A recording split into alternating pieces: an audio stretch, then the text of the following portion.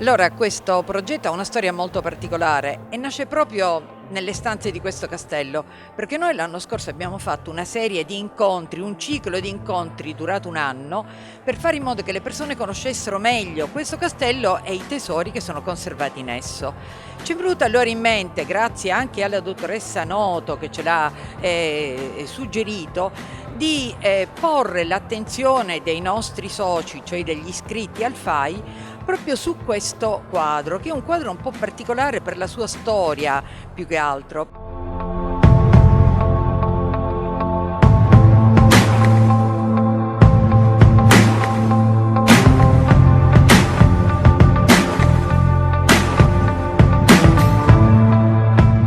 È una copia fedele anche nelle dimensioni di un'opera importantissima, di uno dei capolavori tardi di Caravaggio, che è la Natività con i santi Lorenzo e San Francesco d'Assisi, che è stata dipinta nei primi del Seicento da Caravaggio. Questo dipinto stupendo è rimasto per 360 anni a Palermo, nell'oratorio di San Lorenzo, dove era proprio la pala d'altare di quel bellissimo oratorio, peraltro del Serpotta. Purtroppo nella notte tra il 17 e il 18 ottobre del 1969 il quadro è stato trafugato, rubato. Di quel quadro non si è saputo più nulla. Quindi lo cercano ormai da 46 anni, è inserito in una lista dell'FBI ed è considerato uno tra le 10 opere al mondo più importanti. È valutato anche 30 milioni di euro. Ancora lo si sta cercando, qualcuno dice che è stato distrutto, ma non si hanno notizie certe. A questo punto l'unica copia coeva, quindi dello stesso periodo esistente dell'opera, è la tela di Paolo Geraci, un pittore sempre del Seicento che dipinse l'opera 18 anni dopo l'opera del Caravaggio. La copiò in modo abbastanza fedele, tant'è che quest'opera spesso è stata, dopo il furto, è stata mandata in giro proprio per testimoniare la natività del Caravaggio.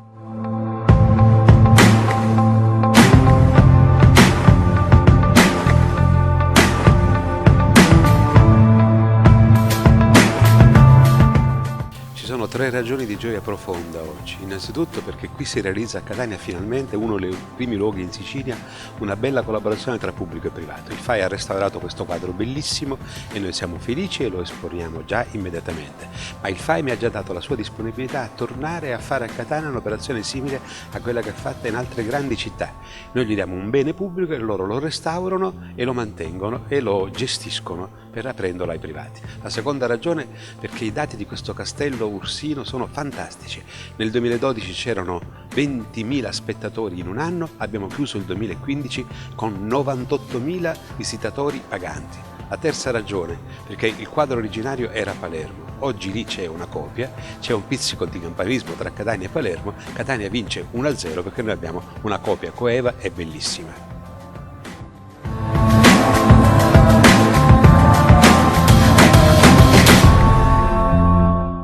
Si vince solo se si è tutti uniti, il pubblico e il privato assieme. Non c'è distinzione fra pubblico e privato, se il pubblico e il privato sono tesi al bene comune. Quindi noi privati, il FAI rappresenta i privati che, innamorati come tutti siamo del nostro patrimonio storico, artistico, culturale, paesaggistico, diamo una mano al pubblico per fare bene il suo lavoro. È l'articolo 118 della Costituzione che ce lo insegna, la sussidiarietà, quindi il lavoro sussidiario che i privati fanno di fianco al pubblico. Oggi recuperiamo un meraviglioso quadro, certo non è quello vero di Caravaggio, però è quello di un suo allievo di 20 anni dopo e l'ho già detto ma lo ridico, siccome questo è il grande momento di questo quadro meraviglioso che come sapete fu rubato e poi dalla mafia chissà che fine ha fatto, insomma a Palermo hanno messo una fotografia e qui abbiamo la copia vera, per cui siamo tutti contenti insomma, di aver messo il nome del FAI a questo restauro così importante per l'Italia e per il Catania.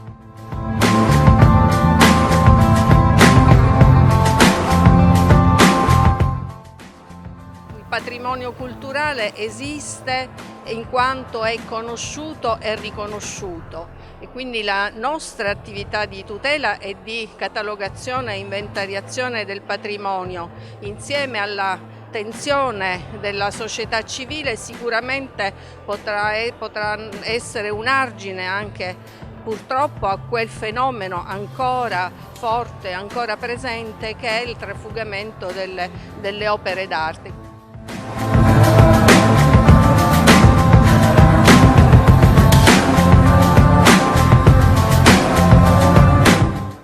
Ho avuto la fortuna nel 1984 di poterla riconoscere dietro la scrivania del prefetto di Catania. Questa è stato un fatto legato agli 8 anni di ricerca che ho fatto sul soggiorno di Caravaggio in Sicilia.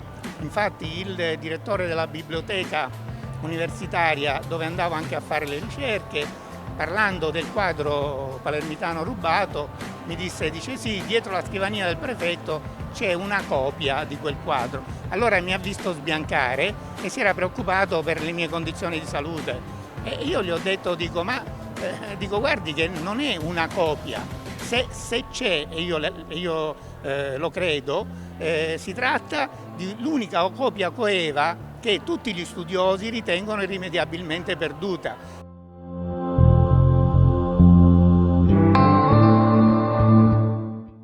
Prima di ogni cosa sono stata chiamata dalla professoressa Mandala a redigere il progetto di restauro. Da lì è cominciata questa avventura.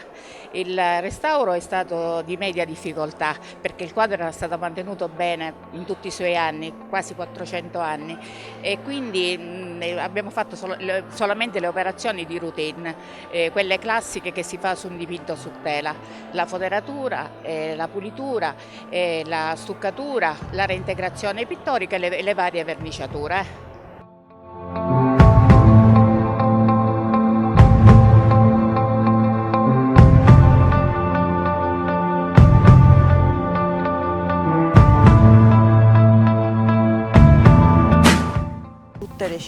Ci sono in tutte le città delle delegazioni, in tutte le province, in tutti i paesi, cioè ci stiamo veramente espandendo, e questo vuol dire che si è lavorato bene, cioè quello che si è fatto è positivo, e quindi la gente capisce che vale la pena continuare, e quindi tutto questo ci porterà a unirci sempre più e avere sempre più risultati, perché adesso veramente in tutta la Sicilia queste sono delle grandi soddisfazioni, perché noi siamo volontari e, come ho detto anche poco fa, cioè il merito è nostro, di tutti noi, perché il FAI siamo noi tutti, perché così si capisce questo e si dà una mano, ma si dà una mano a se stessi, perché il FAI appioggia su tutto quello che noi proponiamo. Ecco, questo è il messaggio che io vorrei, che vedo che è stato recepito, e che quindi adesso finalmente veramente possiamo collaborare, perché l'unione porta i risultati e fa.